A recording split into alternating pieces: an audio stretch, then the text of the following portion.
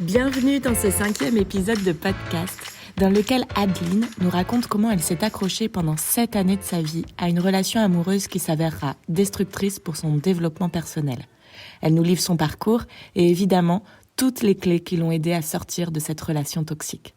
Si cet épisode te plaît, n'oublie pas de le soutenir avec des likes, des étoiles et des partages. Et si tu es une femme qui se sent débordée, régulièrement anxieuse et à fleur de peau, rejoins-moi sur Instagram.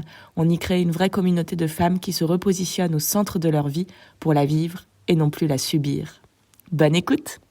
Bonjour Adeline et bienvenue sur le podcast Equizen. Bonjour Elodie, merci à toi pour cette invitation.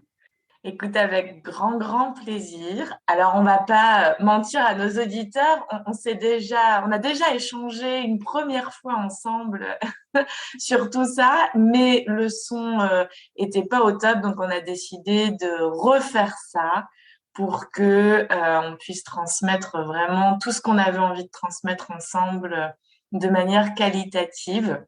Donc, on va revoir ton parcours, ce que tu as traversé, notamment dans ta relation amoureuse qui t'a amené à être qui tu es aujourd'hui. Un parcours vraiment riche d'enseignements. Alors, est-ce que tu veux bien te présenter pour démarrer?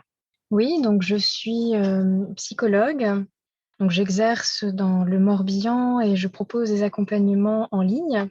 Et effectivement, donc je vais te parler de mon parcours et de cette dépendance affective de laquelle j'ai souffert plus jeune, en retraçant un petit peu les grandes lignes de celle-ci. Bien sûr, chaque histoire de vie est bien singulière, mais voilà, je peux faire part peut-être du témoignage de la mienne.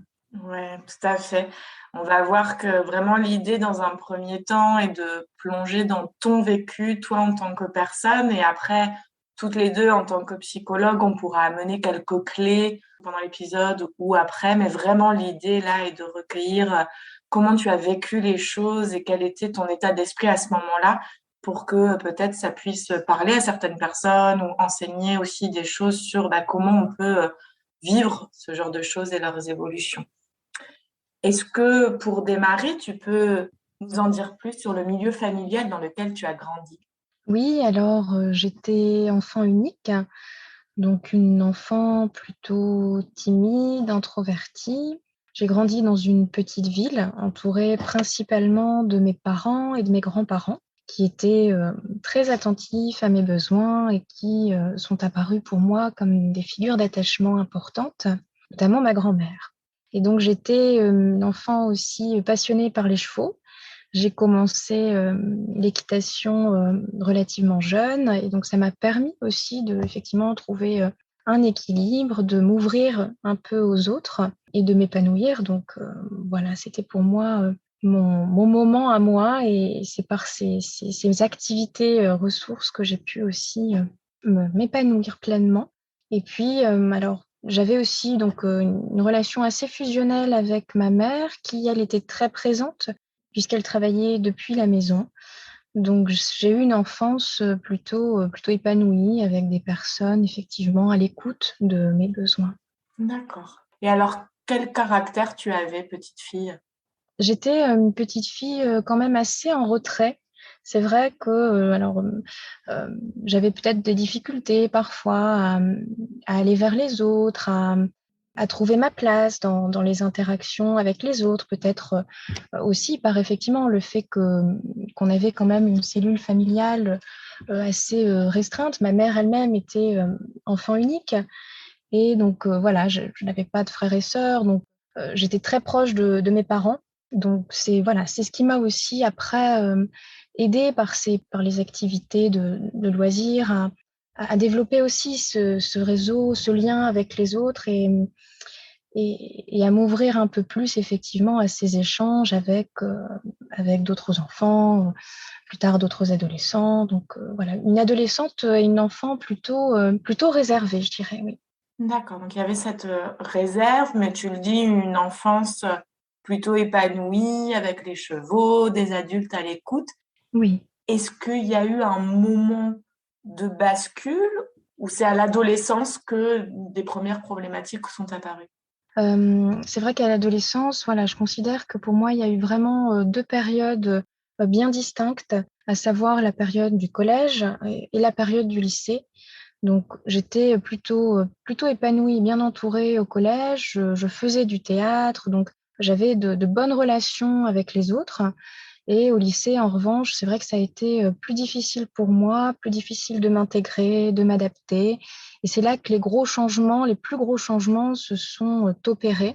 Au-delà des bouleversements qu'on peut rencontrer en tant qu'adolescent, j'ai eu plus de difficultés à ce moment-là, effectivement. Et puis, euh, et puis rapidement, alors peut-être pour faire le lien avec cette problématique de la dépendance affective qui a commencé à s'installer à cette période-là. Alors, comment ça s'est installé? Donc, j'ai rencontré à ce moment-là une personne, enfin quelqu'un qui a commencé effectivement à m'apporter de l'attention, à me dire que je lui plaisais. Donc, c'est vrai que je me suis sentie à ce moment-là valorisée. Donc, à une époque où je pense que mon estime de moi-même était plutôt fragile. Bien que, effectivement, j'avais pu recevoir beaucoup d'amour et je pouvais encore en recevoir de la part de mes proches. Donc, c'est vrai qu'à ce moment-là, bon, rapidement, cette personne a décidé de mettre fin à ces échanges. Donc, ça s'est arrêté assez brutalement, tandis que j'avais commencé, moi, personnellement, à percevoir la perspective d'une relation amoureuse. Donc, je l'ai assez mal vécu. C'est vrai que bon, j'avais 15 ans et je l'ai vécu comme une forme de rejet, en fait, vraiment avec un fort sentiment d'injustice. C'était assez dur à accepter, comme une rupture brutale, finalement, même si officiellement aucune histoire n'avait véritablement commencé. Et donc, c'est malgré tout, moi, cette histoire, c'est vrai que je l'avais à cette époque déjà projetée, idéalisée. Et donc, c'est là que ça a commencé, en fait. Ça a été difficile. La dépendance affective s'est installée progressivement, comme si ça devenait finalement une véritable obsession. Donc alors, si je comprends bien, donc là, tu es rentrée au lycée, tu as 15 ans, tu rencontres ce garçon. Je crois que tu m'avais dit qu'il était plus âgé que toi. Oui, alors bon, un peu plus âgé, disons que lui était déjà au lycée depuis 1 ou 2 ans. Donc, Ouais. voilà. À cet âge-là, ça joue un petit peu dans le côté attirance ou voilà, d'avoir quelqu'un peut-être un peu plus impressionnant ou on le sait, voilà, qui peut être un peu plus âgé et dans les classes supérieures quand on est au lycée. Oui, et puis c'est vrai que voilà, lui, il avait déjà un train de vie bien différent finalement du mien, puisque il sortait beaucoup, là où moi, je découvrais un petit peu cette nouvelle liberté quelque part. Donc, ça m'attirait aussi. Il y avait cette fascination autour de ce rythme de vie, quelque part, qu'il semblait peut-être me proposer à ce moment-là. Ok. Donc effectivement, ça, tu es attiré par lui. Il y a des premiers échanges qui te laissent penser que lui aussi peut être attiré par toi. Et puis, il coupe court. Mais toi, tu es déjà accroché et investi dans cette relation. Et alors, qu'est-ce qui se passe par la suite? Oui, oui, oui, tout à fait. Alors, qu'est-ce qui se passe? Ça devient une obsession pour moi dans le sens où je ne supporte pas effectivement finalement cette mise à distance de sa part, ce rejet. J'ai commencé moi à développer des sentiments amoureux et donc je m'enferme dans ce cercle vicieux puisque je me confronte sans cesse finalement, je continue d'alimenter les échanges et je me confronte sans cesse à ce rejet, à cette frustration. Donc, je me replie un peu plus sur moi-même. Je continue de m'accrocher à cette relation et finalement, c'est vraiment toute mon énergie que j'investis dans le maintien de cette relation-là, au risque aussi de mettre à distance complètement euh, mes amis et mes autres relations, mes relations amicales. Donc, c'est vrai que c'est vraiment, je commence à m'enfermer progressivement dans ce projet qui devient presque un projet de vie à ce moment-là pour moi. Je m'accroche à cette relation. euh, voilà, qui, pour moi, il est impensable que ça puisse s'arrêter aussi brutalement. Donc, ça va durer 5 ans jusqu'au jour où la relation évoluera finalement pour finalement s'officialiser, comme si à ce moment-là, pour moi, l'autre acceptait enfin cet amour que je persistais coûte que coûte à vouloir lui donner en fait. Donc, pendant 5 ans, donc le lycée et après, alors, là, c'est tu es amoureuse, tu réclames finalement une relation stable. Et lui, Oui. c'est oui et non, finalement. Voilà, tout à fait. C'est vraiment fuis-moi, je te suis-moi, je te fuis. Et donc, c'est vrai que ça, donc 5 ans à être dans cette recherche vraiment d'attention, hein, exclusive même. Et puis après, donc en tout, c'est vrai que c'est une histoire qui a perduré pendant 7 ans, puisque c'est une histoire que l'on a officialisée pendant 2 ans. Mais c'est vraiment 2 temps bien différents quand même, puisque c'est là aussi que je me suis rendu compte, une fois que finalement cette relation est devenue concrète et plus finalement à sens unique, que je l'avais complètement idéalisée. Donc à ce Ok. moment-là, sur ces 2 ans, c'est vraiment différent quand même. Ouais, on va y revenir après. Dans ces 5 ans, est-ce que toi, tu l'identifies comme déjà l'installation de cette relation toxique? Et si oui, quels en étaient les éléments alors? Oui, oui, tout à fait. Une installation progressive. Alors bon, moi, à ce moment-là, forcément, j'en ai pas conscience. Moi, pour moi, c'est ça l'amour, hein. Il y a pas forcément de discussion, même si effectivement les autres, notamment mes amis à l'époque, commencent à m'avertir, eux, du, de la toxicité quelque part de cette relation. Et progressivement, moi, je refuse de les croire. Donc, je me retrouve un peu seule finalement. Et en me retrouvant seule, ça me rapproche aussi un petit peu plus de lui, parce que c'est comme si finalement personne n'était en mesure de véritablement me comprendre, mis à part lui. Donc, il y a vraiment eu un désinvestissement progressif de ces relations amicales, puis donc un repli sur moi-même, et aussi un désinvestissement progressif de mes activités finalement de loisirs, notamment de l'équitation, ou voilà, tout ça, il y avait vraiment une mise à distance de tout ce qui à la base me nourrissait. Et je sentais aussi, hein, le poids de cette souffrance s'installer progressivement, de ce sentiment de rejet, de tout ce qui me maintenait, moi, dans cette spirale négative. Et donc, c'est vraiment ensuite, progressivement, que je me perds quelque part, que c'est comme un abandon de soi, finalement, où j'ai l'impression que je ne peux même plus revenir en arrière. Parce que, voilà, j'ai tellement je me suis tellement perdue dans cette histoire, dans cette relation, que pour maintenant, eh ben, voilà, j'ai pas d'autres solutions, d'autres options que d'aller au bout de ce projet. Et voilà comment finalement comment ça s'installe et comment ça perdure aussi dans le temps. Alors, à savoir que l'autre aussi m'envoie ces signaux, ces signes d'attention parfois, qui, moi, semblent suffire aussi à me conforter dans le fait qu'il y a peut-être aussi un intérêt de sa part, un intérêt amoureux. Effectivement, il y a un désinvestissement, donc une mise à distance de ton entourage, de tes activités de loisirs. Donc finalement, comme si tu sacrifiais tout Tout pour à cette fait. relation. Donc là s'installe un peu l'étau qui se resserre de je ne peux plus revenir en arrière parce que j'ai déjà sacrifié trop de choses. Oui, c'est Et ça. est-ce qu'il y a des notions qu'on peut retrouver dans les relations toxiques aussi de jalousie? Oui, ah oui, oui, oui, clairement. En tout cas, moi, comment je l'ai vécu, effectivement, avec cette jalousie excessive qui progressivement, en fait, m'amenait aussi à rejeter moi-même certaines amitiés, parce qu'elles pouvaient potentiellement, notamment avec d'autres femmes, qui pouvaient potentiellement représenter un risque, puisque voilà, cette relation n'était pas du tout, en tout cas pour lui, une relation d'exclusivité. Bien que moi, j'avais espoir de la percevoir de cette façon-là.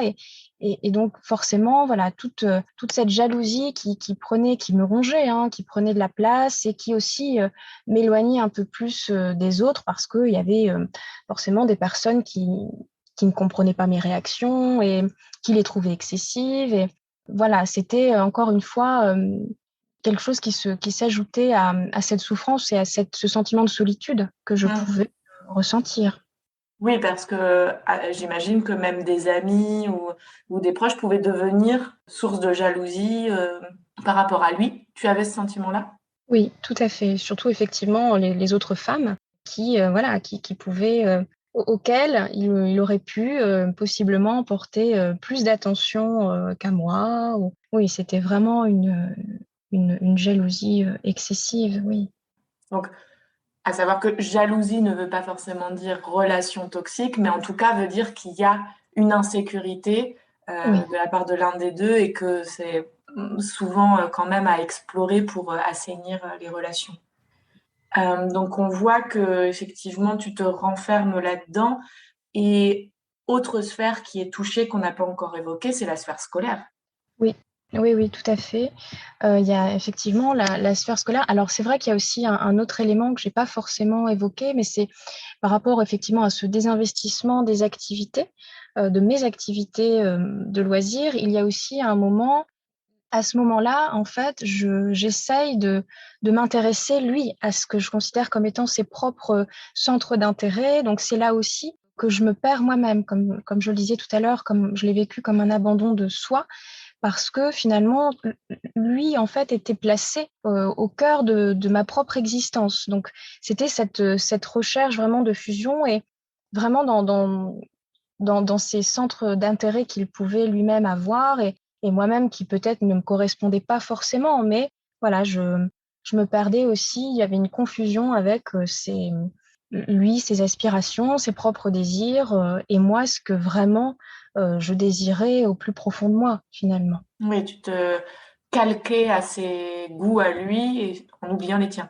C'est ça. Et puis tout était, en tout cas, je créais à ce moment-là les occasions pour passer du temps avec lui, en me disant que sans lui, je n'étais rien. Finalement, c'était ça hein, qui me poussait à être dans cette dynamique-là. Mais c'est vraiment, voilà, je me soumets complètement, lui, à tous ces centres d'intérêt à lui et qui n'étaient pas du tout les miens initialement. D'accord. Et donc, on le disait, il y a aussi la sphère scolaire qui est impactée. Voilà, oui, tout à fait, parce que finalement, les études à ce moment-là n'ont plus forcément d'intérêt pour moi. Et puis, j'ai tellement déjà d'énergie à fournir pour nourrir ce lien que finalement, je mets vraiment ma scolarité de côté. Voilà, et puis donc c'est difficile aussi à ce moment-là parce que, je vois aussi mes parents, même dans l'incompréhension et qui essayent, hein, quand même malgré tout de me pousser à sortir de ma tristesse, de ma peine qu'ils peuvent quand même percevoir au travers de différents signaux. Donc c'est voilà, c'est vrai que je mets complètement, les études de côté, du moins pendant cette période, du lycée. J'ai mon bac au rattrapage et à ce moment-là, bon, bah, on me fait bien comprendre quelque part que la faculté, ça allait être compliqué. J'étais un peu perdue, donc je manquais de repères. Je ne savais pas non plus vraiment de quoi allait être fait mon avenir professionnel à ce moment-là. Puis je m'étais pas tellement posé la question, on va dire. J'enchaîne donc à ce moment-là, après le lycée, des petits boulots dans la restauration rapide. Et malgré tout, bon, j'ai envie quand même d'essayer. Je me dis pourquoi pas, de toute façon, qu'est-ce que j'ai vraiment à perdre? Parce que c'est vrai qu'à ce moment-là, je manque aussi beaucoup de confiance en moi. Donc, je me lance malgré tout dans les études en psychologie, parce que c'est vrai que j'avais sans doute aussi un besoin de mieux comprendre mes propres souffrances, mes propres vulnérabilités et puis ça m'avait toujours attirée, donc j'y vais, mais sans grande conviction, en fait, un petit peu comme une façon de me mettre, au défi et puis finalement eh ben, j'y prends vraiment, goût, vraiment, plaisir et je me découvre une nouvelle, vocation, quoi et là, c'est là aussi que je sors finalement, c'est à partir de cet élan qui m'a poussée à reprendre ces études, que je sors aussi de cette spirale puisque je fais de nouvelles rencontres amicales. Donc, c'est vraiment aussi des rencontres avec des personnes qui n'ont pas connu mon parcours, mon histoire, qui ne font pas partie forcément de ce cercle restreint d'amis qui me restait et qui étaient concentrés autour de cette relation, en fait. Hein. Vraiment, finalement, ses amis à lui sont un petit peu devenus mes amis aussi. Donc, c'est ça qui me maintenait un petit peu dans ce cercle vicieux. Et là, donc, ça ouvre aussi des espaces de rencontres et je m'ouvre un peu plus aux autres, je recrée du lien, je reprends un peu confiance en moi, non sans difficulté, hein, parce que bien sûr, il m'a fallu travailler sur moi-même. J'avais aussi cette peur de l'échec. On m'avait tellement fait comprendre aussi que les études, du coup, n'étaient pas forcément accessibles pour moi à ce moment-là, que j'ai redoublé d'efforts quelque part et que j'avais besoin sans doute aussi, moi, de me prouver que je pouvais y arriver. Et j'ai réussi et j'en suis très fière. Est-ce qu'il y a des choses qui t'ont aidé parce qu'effectivement, tu as cette anxiété de ne pas réussir, ou j'imagine cette anxiété à aller vers les autres à ce moment-là, si tu as perdu Oui. confiance, que tu t'es replié sur toi-même, etc. Qu'est-ce qui t'a aidé à passer ce cap de reprendre confiance en toi concrètement? Alors, qu'est-ce qui m'a aidée? Bon, ça a pris du temps, hein, clairement. Et puis, alors moi, je me suis un petit peu quand même reconnectée à des activités qui sont venues aussi, moi, me nourrir, hein, personnellement, en dehors après de cette relation. Moi, ce qui m'a aidée personnellement, c'est aussi les chevaux, parce qu'avec eux, je me sentais à ma place, en fait. Je pouvais être moi-même. C'est ce qui est pour moi très pertinent, très intéressant, très riche avec les chevaux, c'est qu'il n'y a pas de jugement, il n'y a pas d'attente. Donc, c'était mes moments aussi ressources auxquels progressivement je me suis reconnectée. Et puis, c'est aussi de m'investir dans un nouveau projet. Là, en l'occurrence, ce projet professionnel, mais que j'envisageais du coup à long terme. Et donc, cette énergie qui avant était entièrement mobilisée dans cette relation amoureuse, finalement, à ce moment-là, eh bien, il y a une part d'énergie qui se déplace dans ce projet qui m'appartient, à moi et uniquement à moi. Ok. Donc effectivement, c'est vraiment se tourner vers l'extérieur et de nouveau faire des projets pour toi qui, là, t'aide petit à petit à t'ouvrir. Oui, c'est vrai que donc du coup, ça me permet de m'ouvrir progressivement et de me rendre compte, en fait, finalement, par cette confrontation, par le fait que finalement j'ai de bons résultats, que j'y arrive, en fait, ça déconstruit une croyance qui était devenue finalement profondément ancrée, celle selon laquelle, sans l'autre, je n'étais rien. Là, je commence finalement à prendre conscience que malgré tout, sans l'autre, je vaux quand même quelque chose. Je reprends aussi contact avec ma propre valeur. Et c'est vrai que à ce moment-là, c'est bénéfique pour moi. C'est ce qui va m'aider. D'accord. Alors, là, ce qu'on n'a pas évoqué, c'est cette deuxième partie de relation où finalement, vous vous mettez ensemble. Ça tombe à quel moment et dans quel état d'esprit tu es à ce moment-là? Alors, ça tombe effectivement à la fin donc du lycée, de la période du lycée, où de fait, nos chemins sont un petit peu amenés à se séparer, hein, bien malgré moi à ce moment-là, forcément. Et puis, alors, je me rends compte finalement, je prends conscience hein, du fait que, voilà, avec cette rétrospective sur ces 5 dernières années, je me dis, bon, là, ça ne mènera nulle part. Finalement, tout s'effondre un petit peu. C'est comme si j'avais tout essayé et que finalement, ça n'avait rien donné. Donc, je suis prête, moi, à abandonner. Et c'est là que lui, quelque part, revient vers moi. Je pense que à ce moment-là, peut-être qu'il il ne supporte pas forcément, lui, cette distance que moi, j'arrive à mettre. Et donc, cette relation s'officialise et je me rends compte progressivement que malgré tout, c'est un petit peu la désillusion, en fait. C'est là que je me rends compte que j'avais atteint un objectif qui était devenu, comme je disais tout à l'heure, vraiment un projet de vie, tellement il était tout au centre de mon existence, hein, finalement, à ce moment-là. Et je me rends compte que ça ne correspond pas du tout à l'image que j'en avais. Je ne suis pas du tout épanouie dans cette relation. Alors, en tout cas, voilà, c'est là que je me dis, mince, j'ai vraiment idéalisé cette relation qu'on aurait pu avoir ensemble. Et puis, de toute façon, il y avait eu tellement, tellement de choses auparavant. Il y a eu tellement de blessures aussi hein, par rapport à ce qui avait pu se passer.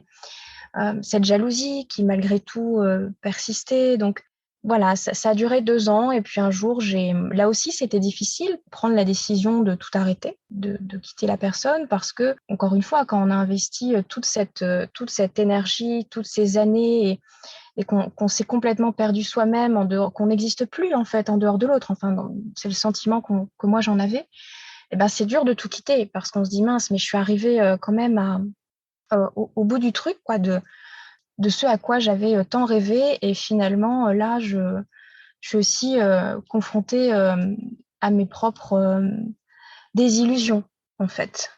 Mais elle vient d'où cette désillusion? C'est que finalement, il t'apparaît différemment ou c'est lui, son comportement qui a changé? C'est pas tant son comportement qui a changé. Je pense qu'il y a aussi, sans doute, dans son comportement, des choses que je me refusais de voir, dans ce qui ne me correspondait pas réellement. Donc, je crois sincèrement que finalement, lui n'a pas changé, mais qu'avant, aux prises de cette dépendance, je n'étais finalement pas en mesure de voir la personne qu'il était réellement. C'est en ça vraiment que je prends conscience que finalement, c'est pas tout à fait de l'amour. Mmh. Oui, il y a vraiment cette idéalisation et ce fantasme de quelqu'un et d'une relation, qui en fait, s'est créée dans l'imaginaire, mais est complètement différente dans le réel. C'est ça. Et je me rends compte que la relation officialisée, en tout cas ce qui semble être plutôt de l'ordre d'une réciprocité, ce qui n'était pas le cas avant, ne suffit pas à me rendre heureuse. Ah, ça aussi c'est important. C'est qu'en fait, Oui, ce qui semblait être le Graal pour trouver l'épanouissement, le bonheur ou ces choses-là, n'est en fait pas la relation, c'est ça. ou en tout cas pas cette personne. Voilà. Alors là, on voit qu'effectivement, tout ça crée en toi la volonté petit à petit de quitter cette relation aussi dure que soit-il. Comment tu gères, le fait d'en parler aux autres ou de trouver du soutien alors que tu t'es repliée sur toi tant d'années? Oui, c'est ça qui est peut-être le plus difficile, c'est qu'à ce moment-là, voilà, je me dis partir, c'est aussi, finalement, prendre le risque de me retrouver toute seule et puis malgré tout, quelque part, c'est aussi, me confronter au fait que je suis déjà seule finalement depuis toutes ces années ou en tout cas, seule dans le sens où effectivement je me suis tellement éloignée des autres et finalement je me sentais malgré tout toute seule. Donc c'est vrai que je prends ce risque parce que je me rends compte que ça va pas et que c'est pas la bonne solution. Puis je suis assez soutenue quand même à ce moment-là par mes parents qui eux aussi, commencent à s'inquiéter pour moi et qui me le disent, hein, clairement. Alors bon, au début, ils avaient pas forcément le même discours dans le sens où, bon, pour eux, c'était qu'une passade, c'était normal. Voilà, il y avait vraiment une banalisation aussi de ce que moi je pouvais ressentir et vivre. Oui, c'est un amour de jeunesse, quoi. Voilà, c'est ça, c'est vraiment, c'est ce qui était véhiculé un petit peu par les adultes. En tout cas, oui, c'est le premier amour, c'est normal, ça fait mal et du coup, voilà, moi, je me sentais de moins en moins comprise, finalement, dans ce que je pouvais ressentir. Donc après, c'est de me raccrocher vraiment, comme je disais tout à l'heure, à mes études, hein, qui m'a aidée aussi à faire de nouvelles rencontres, à ouvrir, de nouveaux, espaces, relationnels, hein. Mais à ce moment-là, voilà, ma mère me demande quand même si ça ne serait pas une bonne chose d'être accompagnée psychologiquement. Parce qu'au départ, je n'envisageais pas. Alors bon, il faut savoir qu'effectivement que j'étais pour moi, dans le déni, hein, de cette dépendance. C'est vrai que pour moi, c'est hors de question de considérer possiblement que j'étais malade. En tout cas, c'est comme ça, plus jeune, adolescente, que je pouvais, imaginer les raisons pour lesquelles on irait voir un psy. Et donc, je me disais que quoi qu'il en soit, personne pourrait comprendre, personne pourrait se mettre à ma place. Donc, il a fallu du temps quand même pour que j'accepte de m'engager dans une thérapie, dans ce travail sur moi-même, pour aussi réparer cette estime de soi qui était encore plus fragilisée et faire des liens aussi avec des blessures plus anciennes qui appartenaient effectivement à mes premiers liens d'attachement. Comprendre effectivement que j'avais ma part de responsabilité dans cette histoire parce qu'il y a un peu de ça aussi. En tout cas, moi, c'est ce qui s'est passé, c'est que j'avais tendance à être dans ce sentiment d'injustice, d'incompréhension et à rejeter la faute sur l'autre, alors que j'avais ma part de responsabilité à jouer, hein, dans cette dépendance affective, dans toute cette tristesse, cette souffrance qui perdurait, parce que quelque part, je pense qu'il y a aussi, en tout cas, il y avait dans cette dépendance-là, des blessures aussi qui appartenaient à l'un et à l'autre, des blessures, des fragilités narcissiques, finalement des bénéfices inconscients. Donc la thérapie ensuite, ce travail sur moi-même est venu mettre à jour toutes ces choses, tous ces éléments et c'est ce qui m'a aidée aussi, ce travail sur moi-même, ce cheminement qui prend du temps aussi, le temps de faire son deuil, le deuil de cette relation, qui m'a aidée progressivement à m'en sortir, à reprendre contact avec des choses, qui m'appartenaient moi personnellement, des temps pour moi et aussi retrouver du lien avec mes proches, avec mes parents, avec d'autres amitiés. Voilà, c'est un temps vraiment de reconstruction qui s'est fait progressivement sur plusieurs années après.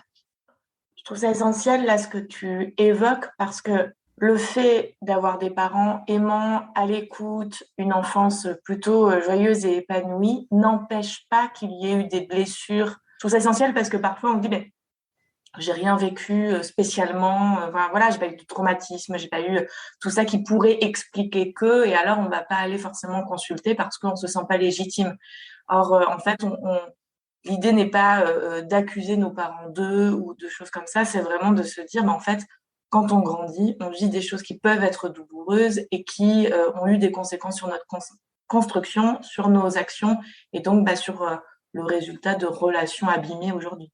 Oui, absolument. C'est vrai que malgré tout l'amour que j'ai reçu et la bienveillance de mes proches, de mes parents, alors voilà, il y a aussi le tempérament de chacun. Et puis c'est vrai que voilà, il a fallu quand même ce temps-là pour que je comprenne que ça n'était pas la faute des autres, que moi je me remette aussi en question, que je comprenne que c'est moi avant tout qui m'aimais mal finalement. Et puis que je comprenne que finalement j'avais aussi eu peut-être des difficultés plus tôt, plus jeune, à trouver ma place. Donc c'est quelque chose aussi qu'il a fallu penser au fil de ce cheminement thérapeutique, au fil de ces années. Et c'est finalement, oui, du temps qu'il m'a fallu pour apprendre à définir mes propres besoins, mes propres désirs, déconstruire ses croyances et apprendre à exister par et pour moi-même. Donc c'est vraiment une quête existentielle dans laquelle il a fallu s'engager, cette liberté d'être moi-même, d'être soi, qui n'avait effectivement peut-être jamais véritablement pu voir le jour auparavant, et donc sur laquelle j'ai engagé effectivement ce travail. D'accord. Si on fait déjà un petit bilan là, est-ce que tu peux nous redire un résumé de quels sont les signes d'une relation avec une dépendance affective? Alors, quels sont les signes? En tout cas, les signes que moi j'ai pu repérer dans ma propre histoire, dans la façon dont je l'ai vécue, cette dépendance affective, je dirais qu'il y a le fait de rester notamment dans l'attente constante du moindre signe d'attention, du moindre signe d'affection. Ça, c'était vraiment quelque chose qui était présent tout le temps, finalement. Il n'y avait plus que ça qui comptait. Donc, il y a eu ça, il y a eu peut-être l'absence de limites. Autrement dit, cette soumission, en tout cas à l'autre, dans le sens où on s'abandonne vraiment à, à lui. Enfin, moi, c'était ça hein, qui se passait, d'être prête à, comme je disais tout à l'heure, à m'engager dans des choses qui ne me ressemblaient pas du tout, cet abandon de soi finalement. Et puis, il y a aussi cette difficulté, voire l'incapacité peut-être à exister donc sans l'autre, qui moi m'a amené effectivement aussi à, à mettre de côté toutes les amitiés que je pouvais avoir auparavant et toutes ces activités de loisirs, ces ressources, mes propres intérêts personnels. Il y a la jalousie, dont on a parlé aussi, qui prend beaucoup de place. Et puis, ben voilà, ce détachement progressif, sans doute, des autres, un déséquilibre total finalement entre l'intérêt que je pouvais consacrer à ma famille, par exemple, et à moi-même aussi, et le temps que j'étais prête à consacrer à l'autre. Oui, tout à fait. Il y a vraiment cette notion de fusion, de ne pas pouvoir passer du temps sans l'autre ou de vivre sans l'autre même en Oui, fait. tout à fait. C'est vraiment ça, comme tu dis, cette recherche en tout cas de fusion. Autrement dit, voilà, je n'existe pas sans l'autre. 1 plus 1 égale 1. Il n'y a pas du tout. On se perd dans sa propre individualité, en fait. Complètement. Et alors, dans les ressources qui t'ont aidé, donc on a vu que c'est se tourner vers l'extérieur et construire tes propres projets, notamment avec les études supérieures, de démarrer une thérapie qui est un long chemin, mais comme une quête de retour à soi et de reconquête de ta propre valeur et de tes propres besoins. Et puis, il y a aussi les chevaux, tu l'as dit. En quoi les chevaux, là, sont devenus de plus en plus important dans ce processus psychologique pour toi, puis dans ta pratique professionnelle? Et est-ce qu'il y a d'autres choses qui t'ont aidé aussi à t'en sortir? Alors les chevaux, finalement, alors c'est vrai que j'avais quand même mis de côté l'équitation, ce loisir, mais malgré tout, ils ont quand même toujours gardé une place, une place. Donc c'est aussi un point de repère qui est resté à ce moment-là et auquel je me raccroche quand j'ai le sentiment de me retrouver seule. Et donc je passe du temps auprès d'eux, je recrée peut-être ce lien d'attachement sécurisant et ce besoin, je viens nourrir aussi ce besoin d'affection où effectivement je prendre soin des chevaux, de mes chevaux à ce moment-là, notamment de mon cheval, est une façon finalement de prendre soin du lien qui existe avec moi-même. Donc c'est ça qui va être réparateur pour moi. Donc c'est vrai que je me raccroche aussi aux chevaux et dans mes études, je garde en tête l'idée qu'un jour peut-être j'arriverai à concilier cette activité peut-être de psychologue et ma passion, les chevaux, parce que je comprends aussi, j'y mets du sens dans ce que j'ai pu vivre et dans la façon dont ça a pu, moi, m'aider. Alors, ce qui peut aider une personne n'aide pas forcément une autre personne, mais je me dis que peut-être j'arriverai au bout de ce projet. C'est quelque chose qui devient concret, qui donne aussi du sens et qui me nourrit quelque part. Donc c'est de cette façon-là que les chevaux ont commencé quand même à prendre une autre place dans ma vie et une place qui perdure aujourd'hui. C'est vrai que j'ai plus du tout le même rapport aux chevaux, par exemple. Je monte quasiment plus. Mais c'est un tout autre lien qui a pu se révéler. Et puis, alors c'est vrai qu'il y avait aussi la photographie. Moi, je faisais aussi de la photo. Quand je me sentais débordée par certaines émotions, comme on pourrait par exemple faire de la peinture, du dessin, moi, c'était la photo. Ça me permettait aussi de m'échapper un petit peu de tout ce que je pouvais, tout ce qui pouvait venir me bouleverser, de toutes ces émotions inconfortables.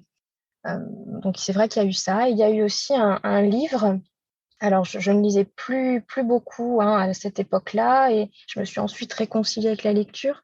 Mais j'avais découvert un livre que j'ai pris beaucoup de temps d'ailleurs à parcourir, un livre qui s'intitule Les femmes mal aimées.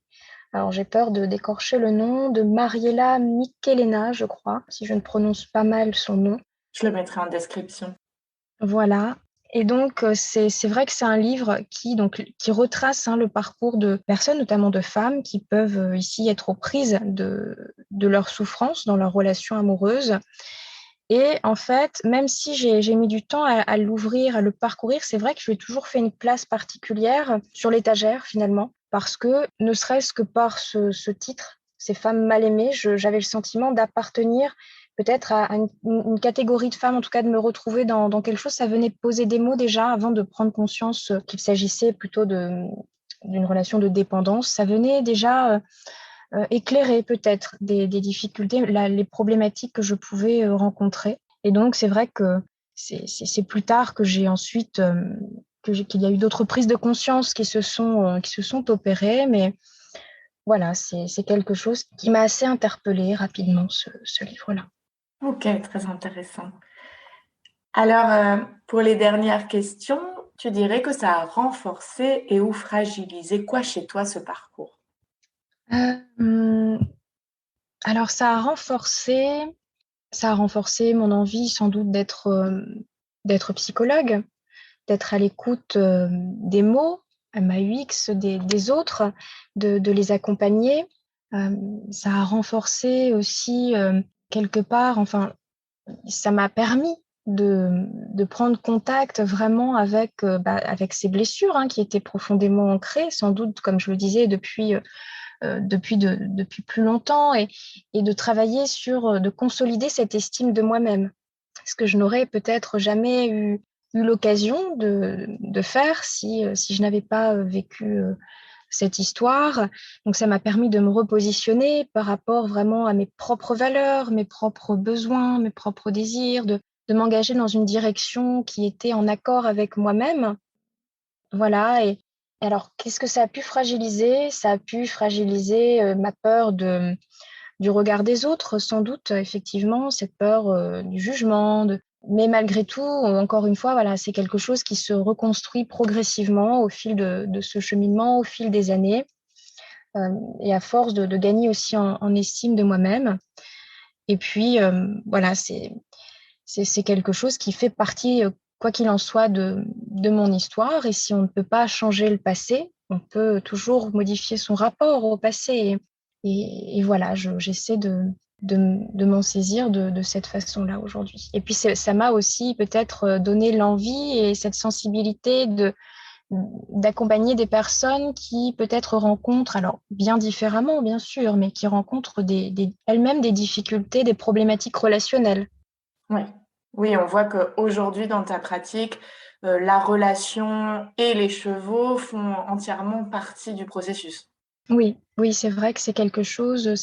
D'ailleurs, au cours de mes études, je m'étais plutôt orientée dans la psychologie sociale pour mieux comprendre, pour mettre du sens. Et c'est quelque chose aussi qui m'a passionnée. Alors, pour terminer, comment vas-tu aujourd'hui?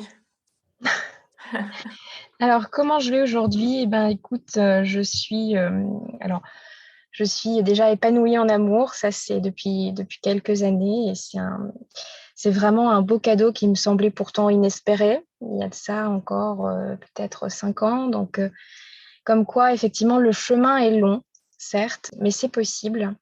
Et puis, je suis aussi épanouie dans mon activité professionnelle que j'aimerais de plus en plus développer effectivement avec les chevaux. Et voilà, je suis maintenant, alors je ne vis plus là où je vivais auparavant. J'ai aussi changé un petit peu d'endroit, de lieu de vie. Et aujourd'hui, je suis donc dans le Morbihan. Et voilà, je me sens beaucoup plus épanouie, beaucoup plus en paix avec moi-même aussi, et en accord avec ce que je suis, avec ce que j'ai envie d'être, et avec tout ce qui m'aide et me permet effectivement d'évoluer, de grandir et de m'épanouir.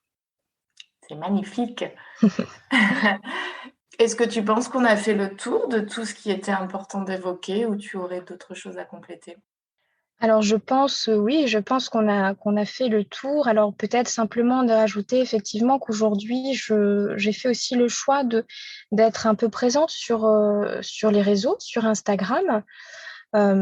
C'est aussi pour moi justement une façon de déconstruire certaines représentations qui peuvent être véhiculées sur la psychothérapie, comme les représentations moi-même que j'ai pu avoir à l'époque en tant qu'adolescente. Et donc si ça, en tout cas, voilà, si je suis présente sur les réseaux en partie pour peut-être sensibiliser autour de certaines difficultés que l'on peut rencontrer, et puis donner l'élan peut-être à des personnes d'aller consulter éventuellement un thérapeute, de se sentir légitime. Parce que c'est vrai que, comme tu disais tout à l'heure, c'est quelque chose qui peut revenir, ce sentiment de ne pas être suffisamment légitime pour aller consulter. Donc voilà, c'est aussi un des engagements que j'ai pris pour aider peut-être des personnes à dépasser certaines peurs, certaines résistances, et se lancer, considérer effectivement qu'il y aura toujours une main tendue pour les accompagner, les aider.